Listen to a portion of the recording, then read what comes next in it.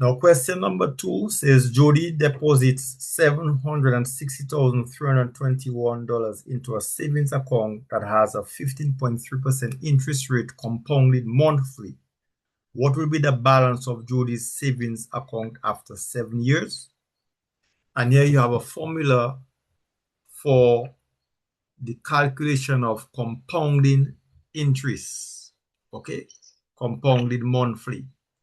So I'm going to give you some information on monthly compounding apart from this formula that is there. But you can look it up also while I'm doing it.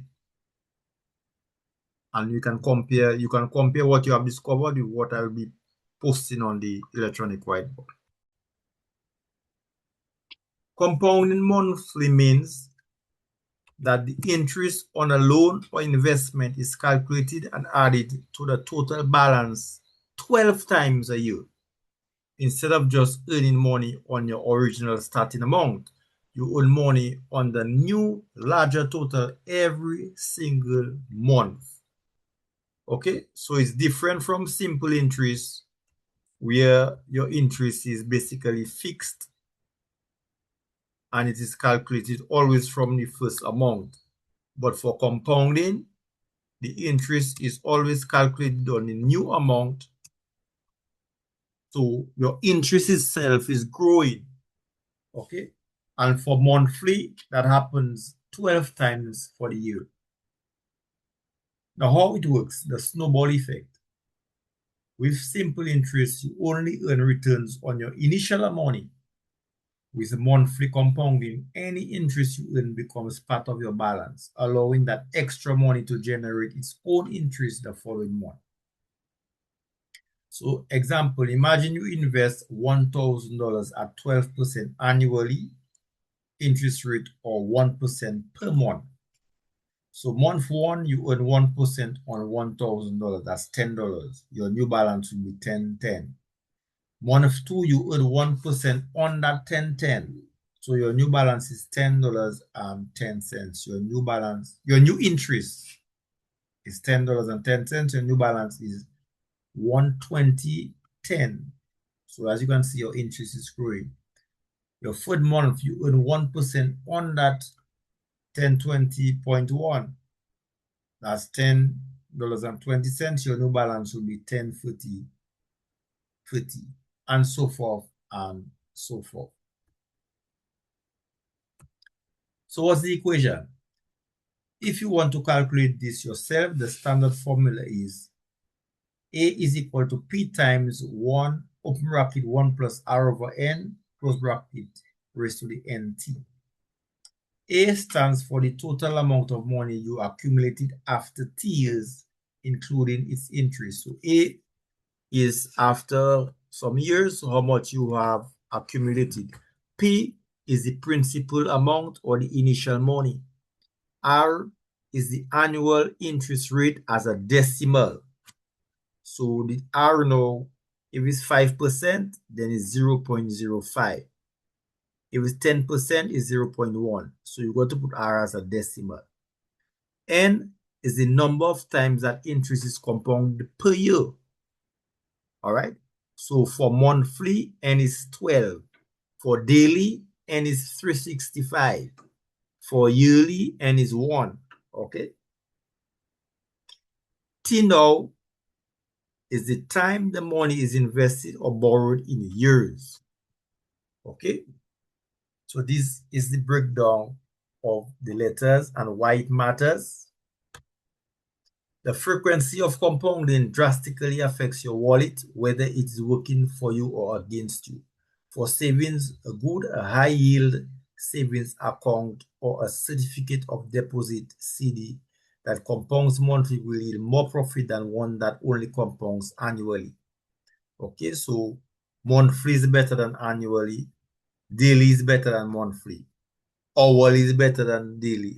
Okay, if there is such a thing as hourly. For debt, bad. Credit cards and some loans also compound interest monthly. If you carry a balance, the interest charges are added to your debt, causing you to pay interest on the interest you just accrued. So for debt is not good at all, okay? But for savings, it is good. So now here is the question. So we can list the letters. So we have to find what is A. We've got to find what is P. We have to write what is R in lowercase. We need to find out what is N. N is lowercase. And we need to find out what is T. T is lowercase. A is what we're trying to calculate. What will be the balance? So that is what we are looking for. Okay. We don't have that number. P is the initial amount. So P is 760,321. R is the interest in decimals. So 15.3%.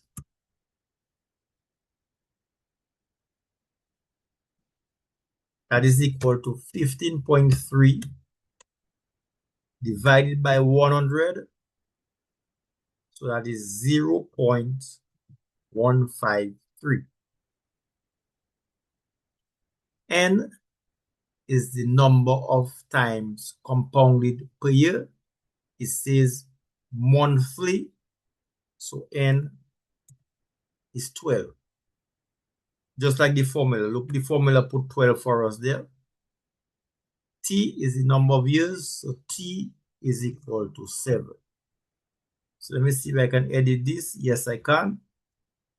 So now we are going to substitute these values. In the place of P, we are going to put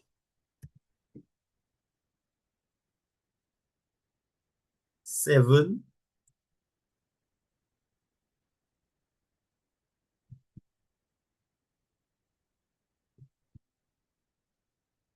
Let me copy this again. 7, 6. Yes? Going to be driving. I'm going to pick up my dog, but I'll be listening, so I won't be able to participate. Yeah, that's okay. That's okay. That's okay. So P is 760,321. 1 is 1. R is 0.153. 12 is 12. N is 12. And T is 7. So up there we have 7 times 12 or 12 times 7. So now how to work this out in your calculator?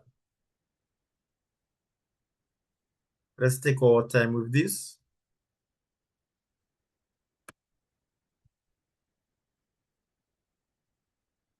We can work out the exponent of the, what is 12 times 7? Anybody? 84. 84. What is 0.153 divided by 12? 0.6.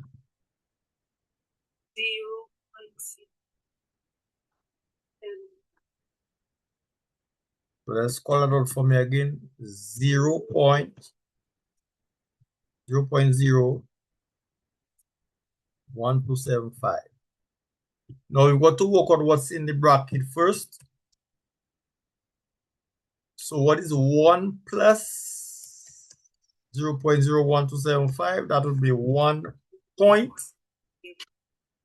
Then we have to work out what is the exponent. So we have to raise up 1.101275. Raise this up to 84. Can somebody please do that? I can use this in my calculator. Let me check it out. 1.101275 0.1275 raised to the power of 84. I'm getting 2.8986. Anybody getting that number? 2.89860579. I put in as many decimal places as possible. That's what I'm getting. And then you multiply this by 76031. So let me go back to my computer calculator. So I'm going to just type multiply to 76031 equal.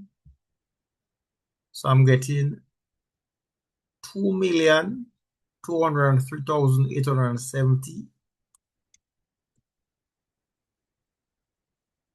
and 86 cents.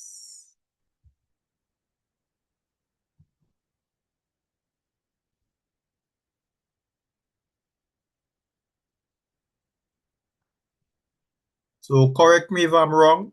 See if that's what you all are getting.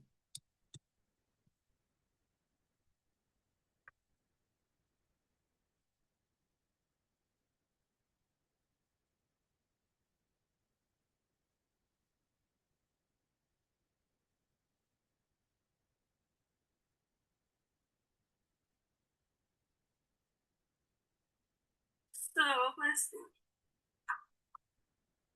I can't seem to look